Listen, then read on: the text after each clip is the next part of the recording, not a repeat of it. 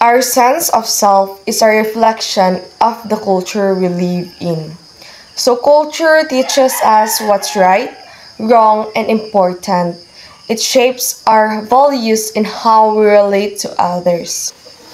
Growing up in a Filipino family, the concept of pakikipagkapwa-tao was ingrained in me. This value shapes how I interact with everyone from strangers to loved ones. But also, we have the power to change our culture. Our actions, big and small, can challenge norms and create changes. Exploring different culture helps us to see the world in a new ways.